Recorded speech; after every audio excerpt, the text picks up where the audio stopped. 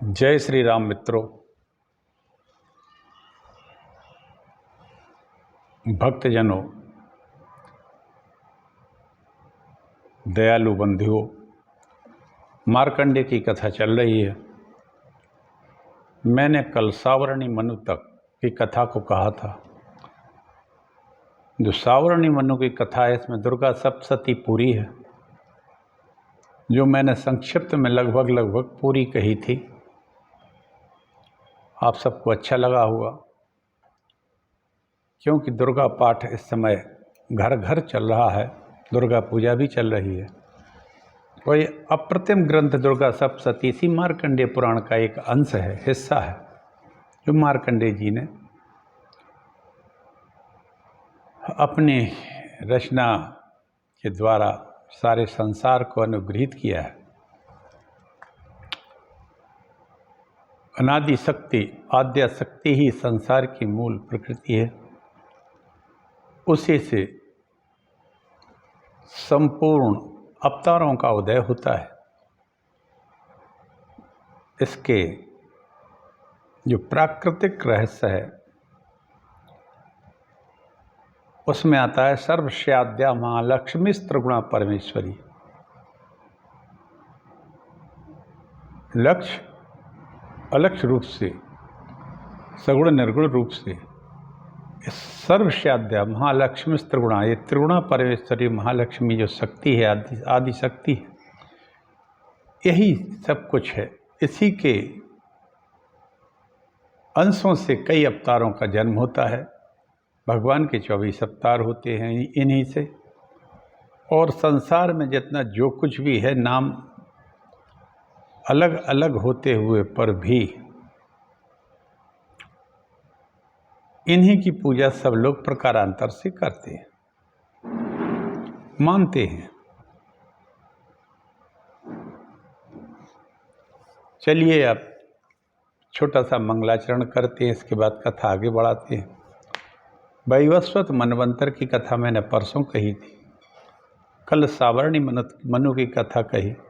ये वैवस्वत जो है सावर्ण मनु के भाई थे। सावर्ण उन्हीं जैसे वर्ण के थे, उन्हीं जैसे स्वरूप के थे, इसलिए इनका सावर्ण हुआ। ये द्वितीय मनवंतर स्वारोजस मनवंतर के एक राजा सुरथ की कथा है, जो आगे चल के भगवान सूर्य से जन्म लेकर सावर्णी मनु हुए। अपने यहाँ कहा जाता है संकल्प में, वैवस्वत मनवंतरे भरतखंडे कलयुगे प्रथम चरणे अष्टाविंशति योगे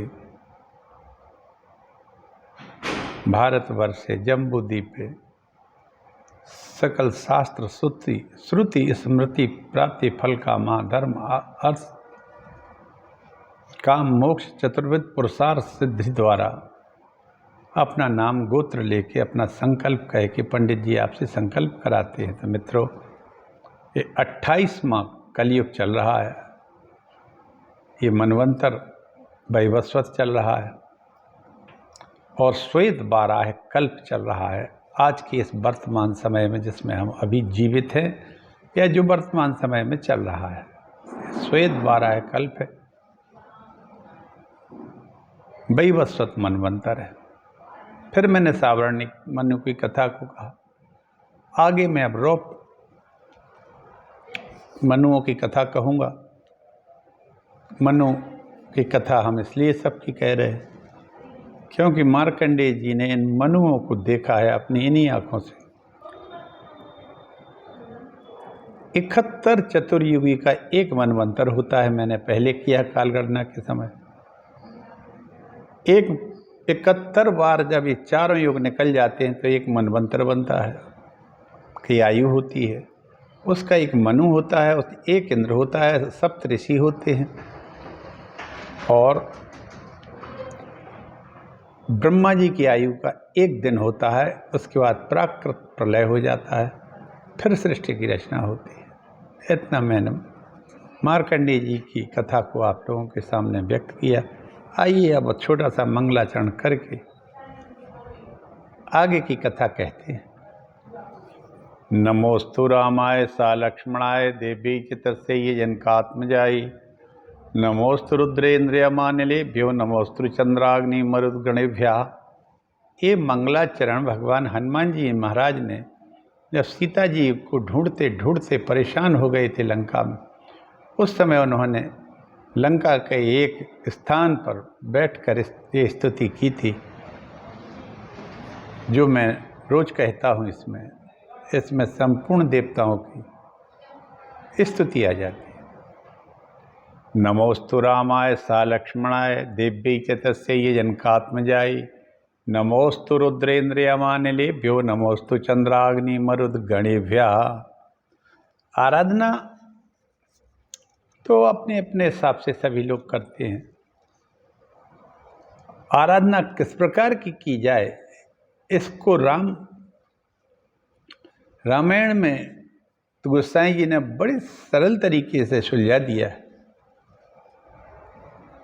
ईश्वर को साकार और निराकार रूप में प्रस्तुत किया गया है। शिव उमा संवाद में इस प्रकार व्यक्त किया गया है, सहज प्रकाश रूप भगवाना, नहीं तह पुनि विज्ञान विताना, जगत प्रकाश से प्रकाशक रामू, मायाधीश ज्ञान गुण धामू, बिनु पग चले सुने बिनु काना, बिनु पग चले सुने बिनु काना, कर बिनु कर्म करे जग नाना, आनन रहित सकल रस भोगी, बिनु वाणी वक्ता बड़ जोगी, राम ब्रह्म पक जग जाना, परमानंद परेश पुराना, एक अनीय रूप अनामा, जय सच्चिदानंद परधामा, जग मंगल गुण ग्राम राम के, जग मंगल गुण ग्राम राम के, जग मंगल गुण ग्राम राम के, दानी मुकुट धन धर्म धाम के, जग मंगल गुण ग्राम राम के, दानी मुकुट धन धर्म धाम के।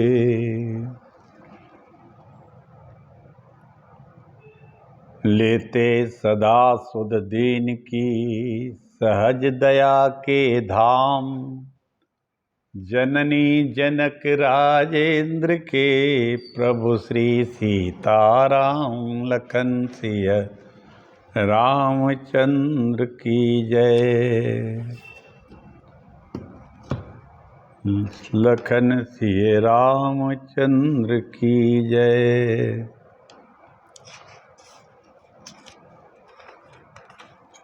एक श्लोक आता है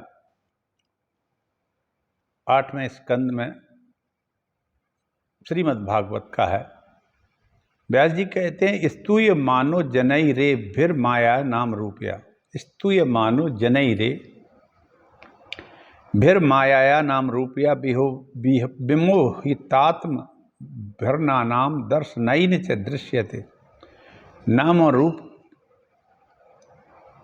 आहा, नाम अपने मन से जो या अपने अपने पथपन में जो भी लिखे हैं, नाम और उसके रूप निराकार है, साकार है, बाल रूप है, और जितने भी स्वरूप में भगवान का स्मरण कोई करता है, तो व्यास जी कहते हैं कि नाम और रूप की माया से मनुष्यों की बुद्धि विमूढ़ हो रही है।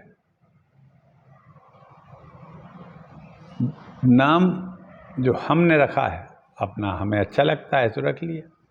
रूप जो हमें अच्छा लगता है, मैंने उसको चित्त में धारण कर लिया। इस तरह से नाम और रूप की माया से लोग भ्रम में पड़े रहते हैं।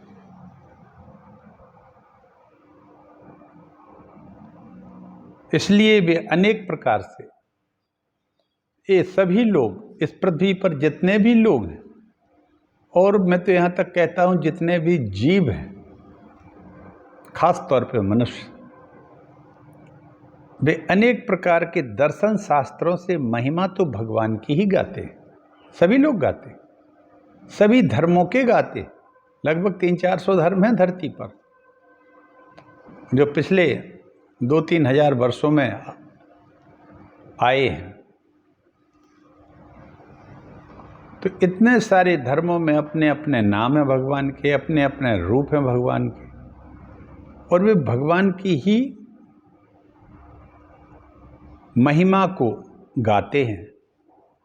परंतु उनके भगवान के वास्तविक जो रूप है, वास्तविक स्वरूप है, उसको ना तो जान पाते हैं और ना ही उनके आदर्शों पर चल पाते हैं। और नाम और रूप की महिमा से मनुष्य की बुद्धि इतनी भ्रमित हो जाती है कि भगवान के नाम का गुणगान अपने दर्शन शास्त्रों से, अपने शास्त्रों से करते हैं, लेकिन उनके वास्तविक जो सिद्धांत हैं उन पर नहीं, उनको नहीं मान पाते, न चल पाते हैं, और इसीलिए वो भगवान के नाम वास्तविक स्वरूप को जान भी नहीं पाते हैं। और परिणाम ये होता है कि उसके वास्तविक स्वरूप को न जानने के कारण तमाम तरह के धार्मिक संघर्ष होते हैं और विचारों में मतभेद रहते हैं। चलिए आगे की कथा अपन कहते हैं।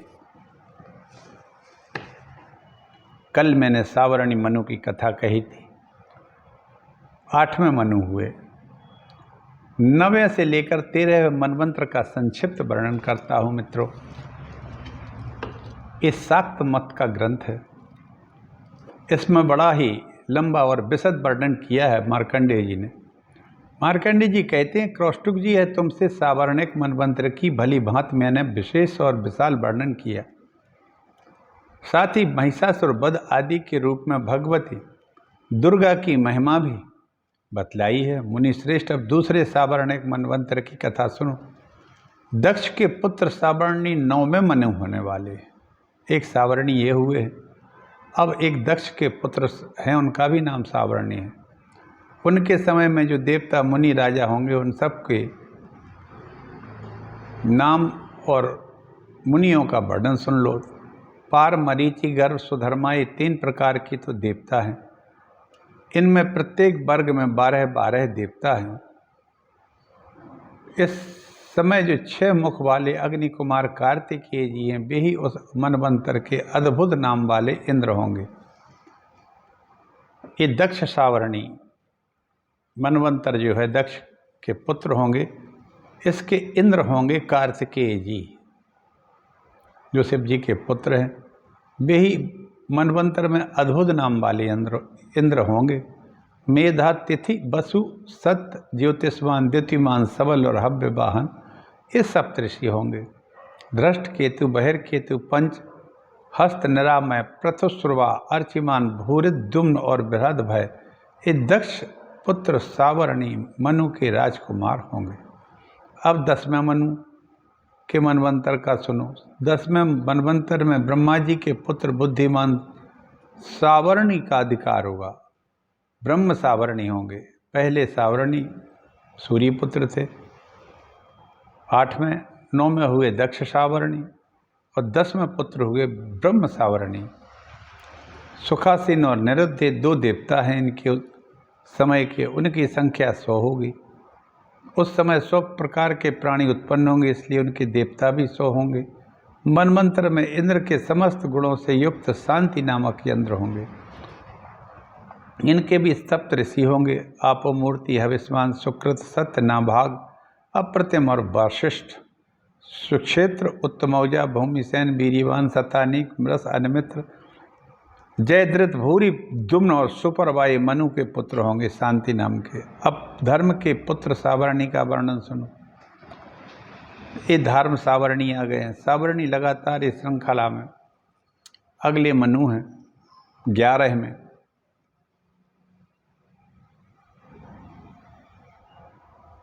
ये धर्म के हैं पुत्र। इनमें से विख्यात पराक्रमी वृष नामक इंद्र होंगे। कई के धर्म के पुत्र जो धर्म सावरणी होंगे, उनके पुत्र वृष नाम से इंद्र होंगे। इनके भी सप्तऋषि होंगे, देवता होंगे।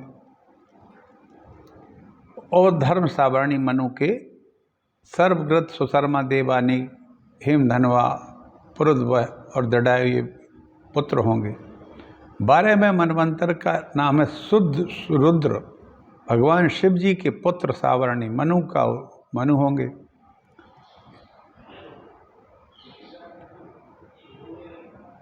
महाबली ऋत धामा उनका इंद्र होगा।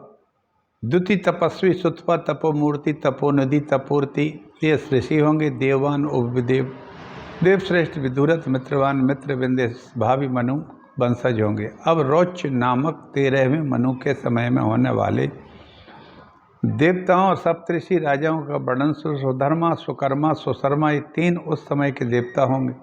महाबली महापराक्रमी देव अस्पति उनके इंद्र होंगे। इस समय रोच मुनि के जो समय के इंद्र होंगे उनका नाम देवस्पति होगा।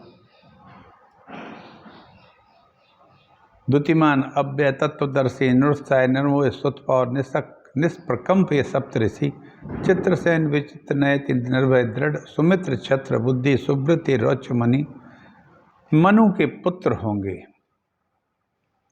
अब इस रोच मुनि की उत्पत्ति की कथा का विशेष वर्णन किया है मार्कंडेय जी ने।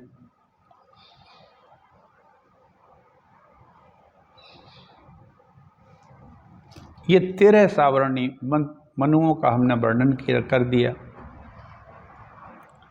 13वें सावरणी जो हैं रोच होंगे। मार्कंडेय जी कहते हैं, कौष्टुक जी, बहुत पुरानी बात है, पूर्व काल की बात है। प्रजापति रुचि ममता और अहंकार से रहित इस पृथ्वी पर विचरते रहे और वो बिना आश्रम के रहते थे और पृथ्वी पर घूमते रहते थे। उन्हें सब प्रकार की आसक्तियों से रहित मुनि वृत्ति से देख उनके पितरों ने उनसे कहा। पितर बोले, बेटा विवाह करिए, क्योंकि वह विवाह स्वर्ग और अपवर्ग का हेतु होने के कारण पुण्यमय कार्य है, उसे तुमने क्यों नहीं किया।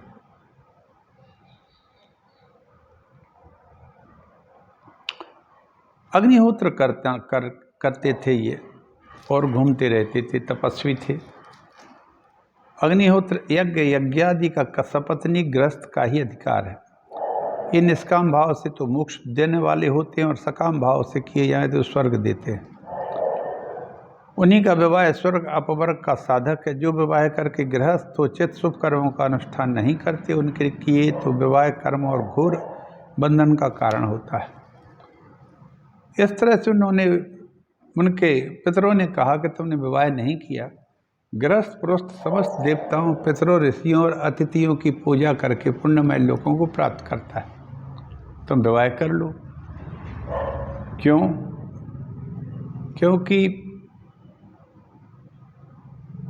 गृहस्थ व्यक्ति समस्त देवताओं को, पितरों को, ऋषियों और अतिथियों की पूजा करके पुण्यमय लोकों को प्राप्त करता है। स्वाहा के उच्चारण से देवताओं को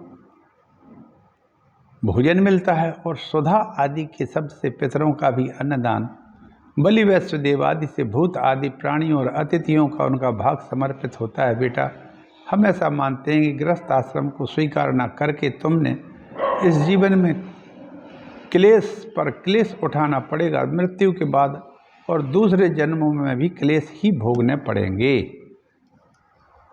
क्योंकि पुत्र प्राप्त होगा तो उससे देवता, पितर, ऋषि और अतिथि सबका भाग रहता है, उनकी पूजा होती है, उनको भोजन मिलता है। तो अगर ये नहीं किया तो तुम्हें दूसरे जन्म में भारी क्लेश उठाने पड़ेंगे। मित्रों, मैं आज सभी लोगों से कहना चाहता हूँ, सभी लोग अन्यथा ना लें।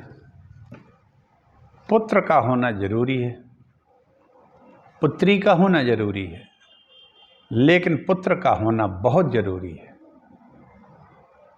इसलिए आज के जो ये नए नालायक पढ़े लिखे लोग पैदा हो रहे हैं, पुत्री जन्म के बाद पुत्र के लिए कई लोग मना कर देते हैं। ऐसा नहीं होना चाहिए, पुत्र जरूर होना चाहिए।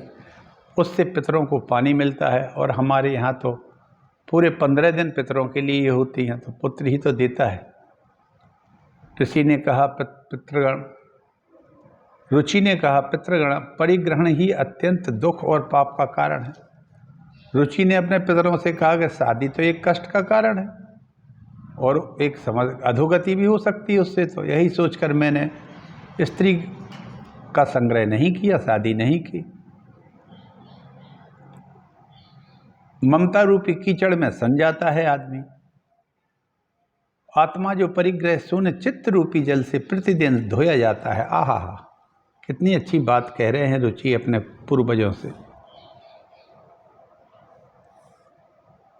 धोए वह श्रेष्ठ प्रयत्न जितेंद्रिय विद्वानों को चाहिए कि वे अनेक जन्मों का संचित कर्म रूपी, अनेक जन्म कई जन्मों का जो संचित हमारे कुकर्म रूपी पंख या कीचड़ में सने हुए आत्मा का सद्वासना रूपी जल से प्रक्षालन करें।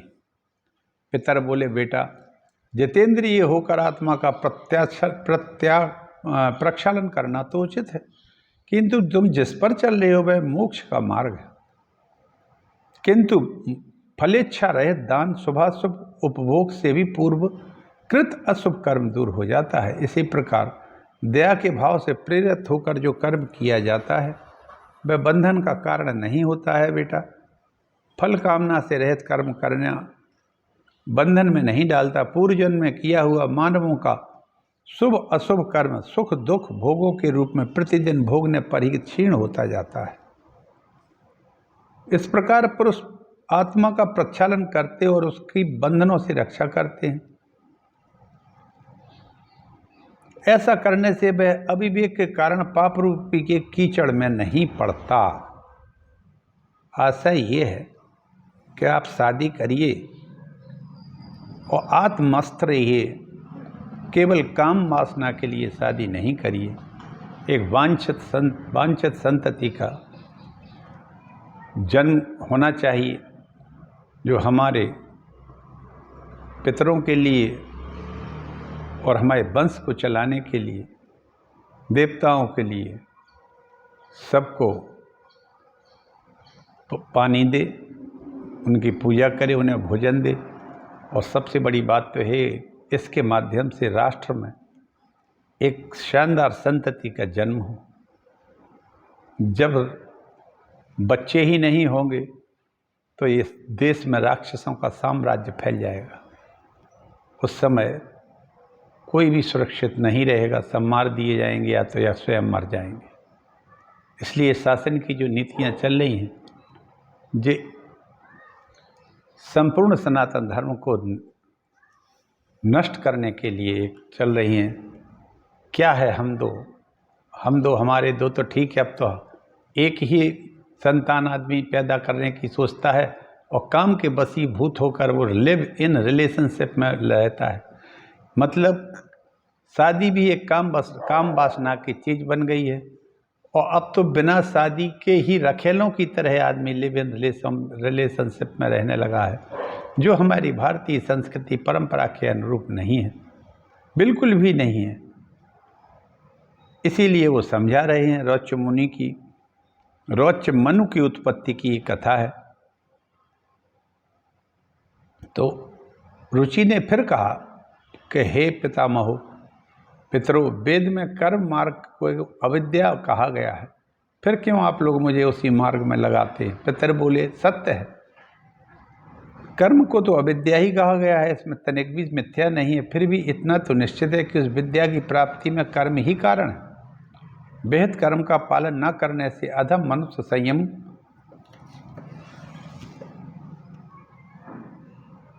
करते करते हैं और संयम अंत में मोक्ष की प्राप्ति नहीं कराता।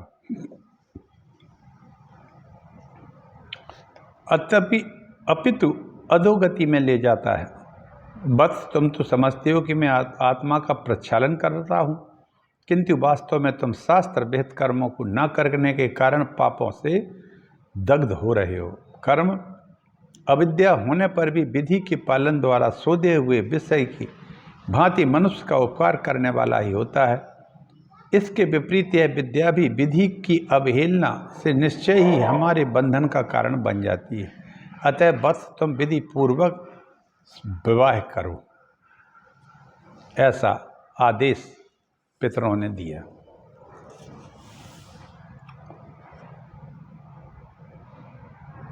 कहने का आशय है कि पालन द्वारा शोधे हुए विष की भांति मनुष्य का उपकार करने वाला होता है। विष जब शोध दिया जाता है तो वह अमृत बन जाता है।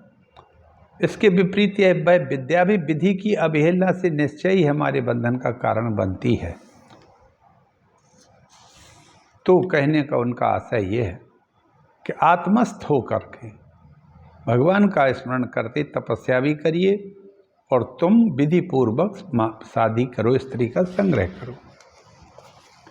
ऐसा न हो कि लोक का लाभ मिलने के कारण तुम्हारा जन्म निष्फल हो जाए। इस लोक में तुम्हारा जन्म केवल इसीलिए निष्फल हो जाए कि तुम अकेले घूमते रहते हो और इससे जो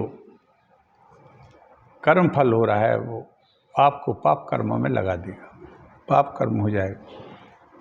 पितर बोले, रुचि ने कहा, मैं बूढ़ा हो गया हूँ, भला मुझसे कौन सी स्त्री शादी करेगी, अब उम्र भी मेरी निकल गई है, चलो हम करते हैं। और मुझ जैसे दरिद्र जो घूमता रहता है, भिक्षा से जीवन चलाता है, हमारे लिए कौन अपनी लड़की दे देगा शादी करने के लिए। पितर बोले, बस यदि तुम हमारी बात नहीं मानोगे तो हम लोगों का भी पतन हो जाएगा। आहा। पितरों ने कहा कि यदि तुम शादी नहीं करोगे, इस तरह के बहाने बनाओगे, तो हम लोग भी गिर जाएंगे पितर लोग से और पतन हो जाएगा।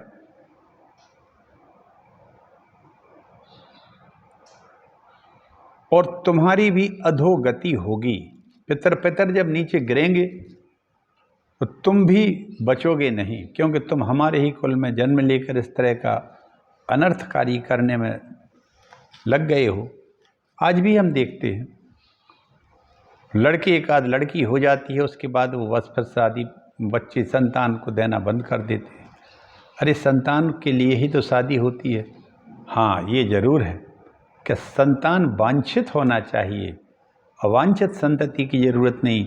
वांछित वांछित संतान के लिए व्यक्ति को तप करना पड़ता है, तब कोई ऊंची आत्माएं हमारे यहाँ जन्म लेती हैं और हमें पिता बनने का सौभाग्य प्राप्त करती हैं।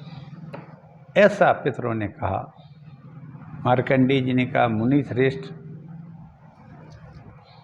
यूं कहकर पितर उनके देखते देखते वायु के बुझाए हुए दीपक की भांति अदृश्य हो गए। इतना समझा कि